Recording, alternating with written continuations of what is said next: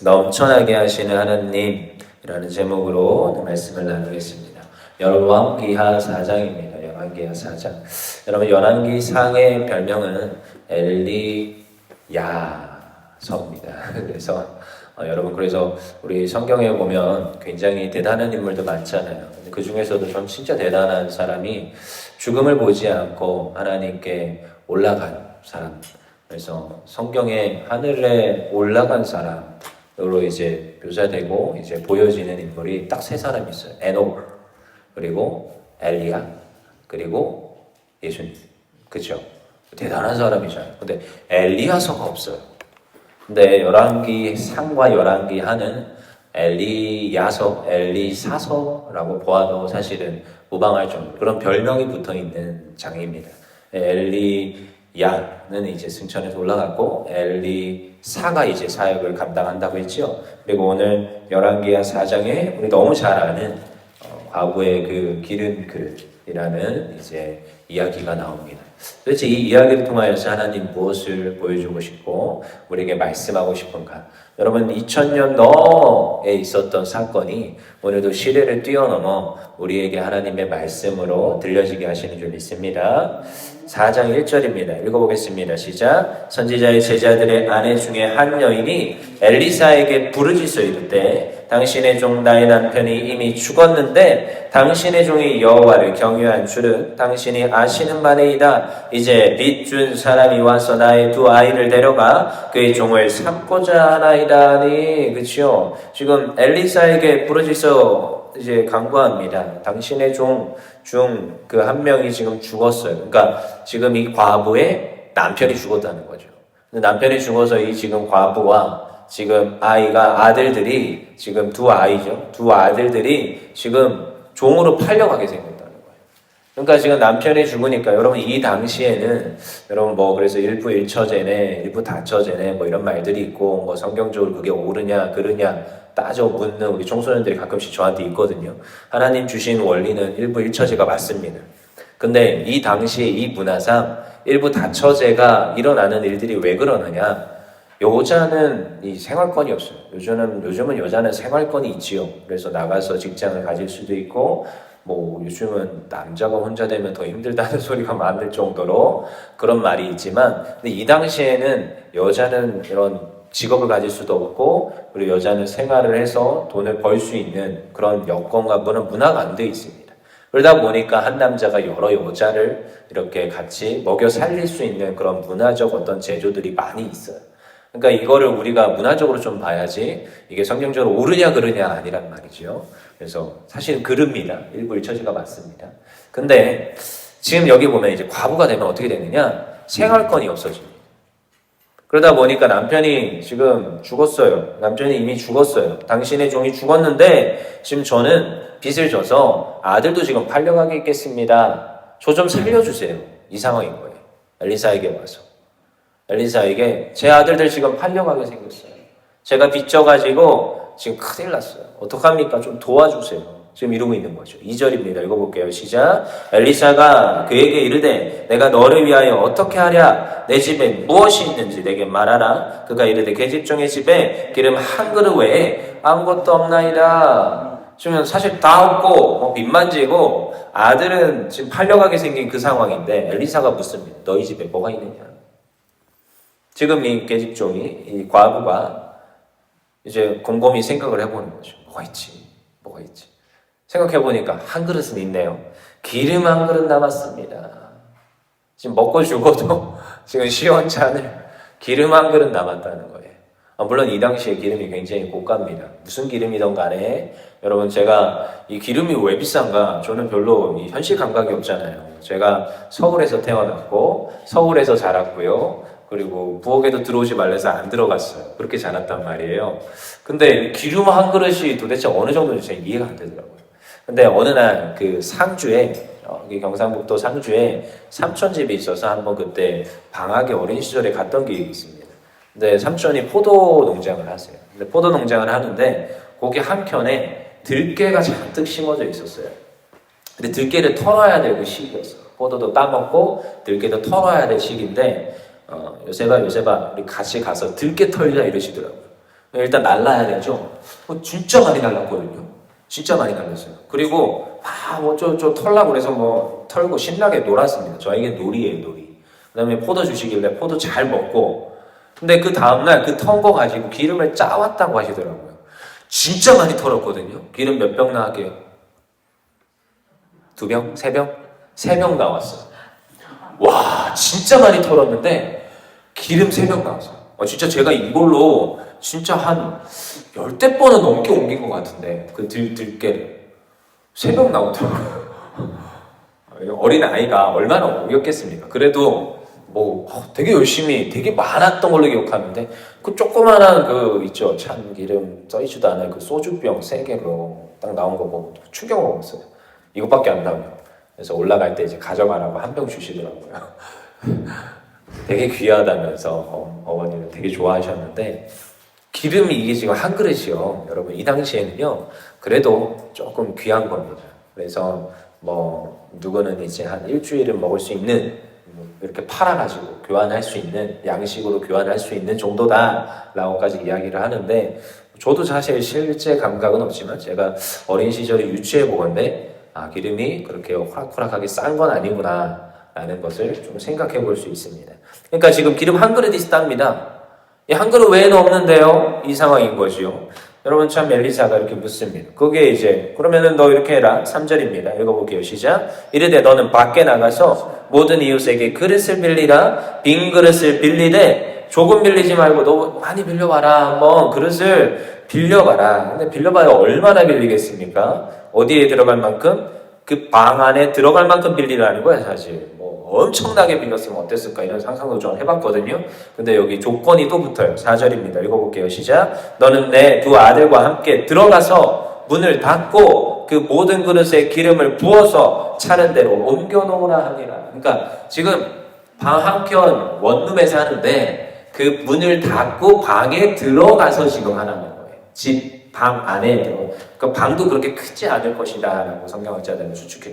요즘 뭐 40평 이런 거 상상하시면 안 됩니다. 그러니까 굉장히 작은 아들 둘과 과부 한 명이 살 수 있을 법한 집도요, 축소해서 갔을 것이에요. 남편이 죽고 나서 이것저것 다 해보니까 지금 쓸 거 다 쓰고 가장 작은 집에 지금 들어가 있는데, 그 작은 집에 들어갈 그릇만큼 빌려온 겁니다.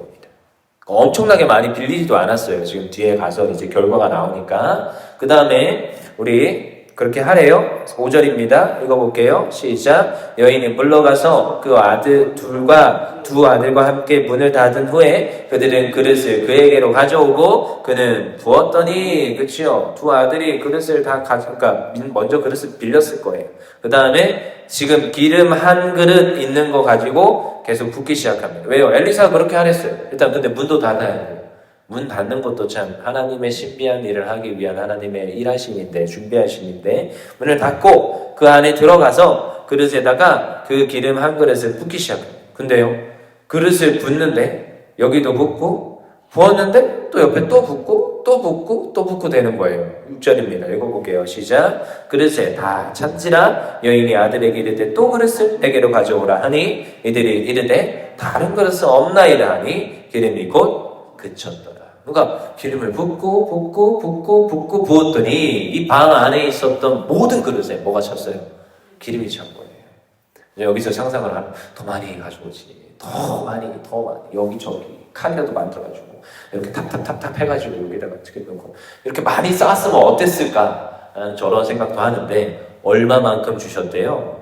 그 아래 이제 나와요. 7절입니다. 읽어볼게요. 시작. 그 여인이 하나님의 사람에게 나아가서 말하니 엘리사에게 가서요. 그가 이르되 너는 가서 기름을 팔아 빚을 갚고 남은 것으로 너와 내 두 아들이 생활하라 하였더라.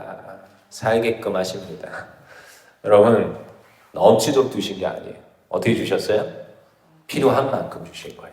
빚을 갚고 두 아들이 안 팔려가고 생활을 이어가고 이제 두 아들이 건장할 거 아닙니까? 일을 하면 되겠지요. 일을 해서 살 수 있도록. 갑자기 부자가 되었더라, 이게 아닌 거예요. 빚을 갚고 두 아들이 지금 뭔가 생활을 안정될 수 있도록 만큼만 주었다고 이야기를 하고 있습니다. 하나님께서 부어주셨어요. 여러분 여기에서 이제 우리가 찾고자 하는 교훈입니다. 제가 이제 성경을 묵상하며 그럼 나에게 적용하는 하나님의 말씀은 무엇인가? 저는 이제 첫 번째로 무엇을 보았느냐? 하나님이 일하시는데 무엇을 놓고 쓰시느냐? 내 가진 것으로 쓰십니다. 여러분 오늘 엘리사가 무엇을 요구해요? 2절입니다. 엘리사가 그에게 이르되 그 여종 그 과부에게 이르되 너를 위하여 어떻게 하라? 내 집에 무엇이 있느냐? 내 집에 무엇이 있느냐? 오늘 우리 집에 무엇이 있느냐? 내 가진 것이 무엇이 있느냐? 하나님은요 저에게 주실 때 하나님께서 이미 주셨어요. 그것을 먼저 발견해야 됩니다. 하나님께서 나에게 풍족하게 주신 건 아닌 것 같고 나에게 풍족하게 남아있는 게 아닌 것 같지만 나의 것을 가진 것을 내가 가진 것을 통하여서 하나님 일하시더라고요. 하나님은 철저히 나에게 미리 주신 것 가지고 하나님 일하십니다. 하나님 무에서 유를 창조하시거든요. 하지만 하나님의 성경에서 일하시는 방법들이 신기한 게 하나님 이미 주신 거 가지고 그걸 통하여서 일하십니다. 그래서 여러분 우리가 가진 것이 작다고 말하잖아요. 안 작습니다. 제가요 어디 가면 항상 제가 이런저런 얘기를 하는데 저의 삶을 이제 이야기할 때 저는 음치가 있고 박치가 있습니다. 진짜요. 어릴 때부터 음을 잡는데 다른 애는 소를 하는데 저는 안 잡혀요 소리. 미, 뭐 레, 뭐 라 하고 있고 막 이상한 소리 하고 있거든요. 요새 봐도 노래 부르지 마 이런 소리까지 들으면서 자랐거든요. 근데도 참 신기한 것은 하나님 저는 왜 이렇게 음치박치입니까? 그래서 이걸 극복하기 위해서 하나님께 기도도 많이 했고 그래서 지휘자님, 뭐 오케스트라 지휘자님한테 가서 발성법도 배우고 음을 외우는 것도 배우고 악보 보는 법부터 시작해서 안 되니까 이미 안 되니까 근데 그렇게 노력을 했는데도 하나님 왜 안 될까요? 근데요 정말 신기하게 지금도 마이크를 안 가지고도 얼마든지 할 수 있도록 저에게 주신 성량이 있더라고요. 저에게 주신 이 목소리가 있더라고요. 음을 못 잡지만 박자를 못 맞추지만 하나님께서 저에게 목소리를 주셨더라고요. 그래서 정말 하나님 이런 저도 쓰십니까? 왜요? 목회를 하려면 이 찬양이라는 것을 뗄래야 뗄 수가 없어요. 항상 이렇게 찬양 인도도 해라 하는 그런 위치에 있기 때문에 그리고 어디에 가면 찬양 인도 부탁합니다 이럴 때가 많기 때문에 정말 감사하게도 하나님께서 이런 걸 조금 극복하게 하셔서 구치소에 찬양 사역 한 3년 다녔거든요. 대학교 때. 그리고 뭐 여러 곳에서 찬양 인도도 맡겨주시고 제 자랑하는 게 아니고 하나님 저에게 주신 것 가지고 하나님 넘치게 쓰시더라고요. 전 지금도 항상 그걸 고백합니다. 그래서 어디 가서 항상 말해요. 제가 음치하고 박치가 있습니다. 좀 양해를 구합니다. 왜요? 어쩔 때는 피아노 전공자, 어쩔 때는 베이스 전공자, 드럼 전공자 이런 사람들하고 세션을 이루어서 찬양 인도를 할 때가 있어요. 세워주신 제 위에 있는 목사님이 저를 맡겨주셨으니까 인도를 해야 되잖아요. 항상 양해를 구합니다. 저는 좀 못하는데 그냥 세워주셔서 어쩔 수 없이 합니다. 그러니까 여러분들도 조금 이해 좀 해주세요 하고 같이 이제 합을 맞춰서 찬양을 해요. 그러면요 하나님께서 은혜를 주세요. 찬양은 뭐 음이 아니고 박이 아니더라고요. 하나님 주시는 은혜로 하는 거예요. 그래서 하나님 주시는 은혜로 하나님 사용하시더라고요. 오늘 여인에게 물어요. 네 가진 것이 무엇이냐? 저에게 기름 한 그릇밖에 없습니다. 여러분 오늘 우리에게 주신 게 있어요. 근데 그 주신 것 가지고 쓰시더라고요. 어떻게 해요? 넘치게 쓰세요. 하나님 쓰실 때. 그러면 이제 또 우리에게 두 번째 적용입니다. 우리에게 얼마만큼 주시느냐?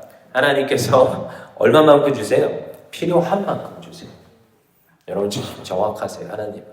그래서 저 어렸을 때 하나님 좀 더 주시죠 이럴 때가 있어요. 왜냐하면 뭐 이렇게 학비가 해결이 될 때 학비가 해결돼서 학교를 다닐 수 있었는데 하나님 조금 더 넉넉하게 하셔서 책도 좀 여롭게 살 수 있도록 하나님 부어주시면 어떠세요? 이렇게 기도할 때도 있거든요. 근데 하나님 정확하세요. 학비만 딱 해결해 주세요. 학비 해결해가지고 학교 다니고 이렇게 하는 많은 경험들을 해봤지만 우리도 저희들 모두 이곳에 간증이 넘치는 줄 믿습니다. 하나님 어떻게 하세요? 필요한 만큼 주세요. 어떻게 해요? 살게끔 하세요. 충분히 살 수 있을 만큼 enough. 제가 옛날에 모자르다 하나님 더 주시죠 이럴 때가 있었는데 지나고 나서 깨닫게 돼요. enough. 나에게 만족할 만큼 주시는 거예요. 7절에 이 말씀이 전 너무 은혜가 돼요. 그 여인이 하나님의 사람에게 나아가서 말하니 그 엘리사가 이르되 너는 가서 기름을 팔아 빚을 갚고 남은 것으로 너와 내 두 아들이 생활하라. 이너프 충분하게 주신 거예요. 넘치게도 안 하시지만 하나님 충분하게 채워주셔서 감당케 하신 하나님의 은혜가 있는 줄 믿습니다. 여러분, 그리고 또 세 번째, 마지막으로 하나님께서 우리에게 요구하시는 것, 그 말씀이 들려질 때 순종함으로 나아가야 역사가 일어납니다. 정확히. 여러분, 이 과부가 솔직히 속으로 무슨 생각을 하면서 이걸 하겠습니까? 엘리사가 이 요구를 했습니다. 그릇을 다 갖다 놔라. 그리고 네 가진 그 한 그릇에 그 기름을 부어라. 정말로 믿는 동 맞는 동, 사실은 하긴 하지만 액션을 취하지만 이런 기적이 있을 거라는 확신이 있겠습니까? 하지만요, 망설이지 않고 그냥 합니다. 여러분, 하나님의 역사는 단순할 때 일어납니다. 내가 하나님, 제가 이거 해보겠습니다. 하나님 잘 모르겠어요. 근데 앞에 세워진 주의 종을 통하여서 말씀이 선포되고 오늘도 성경의 말씀을 읽는데 이 말씀이 내 말씀이에요. 그런데 그 말씀이 들려질 때 하나님 순종하고 해보겠습니다. 하나님 제가 한 걸음 내디뎌 보겠습니다. 근데 그때 하나님의 역사가 일어나는 줄 믿습니다. 그래서 우리의 삶 가운데 이 과부의 역사가 우리 삶 가운데 나타나는 역사가 있을 줄 믿습니다.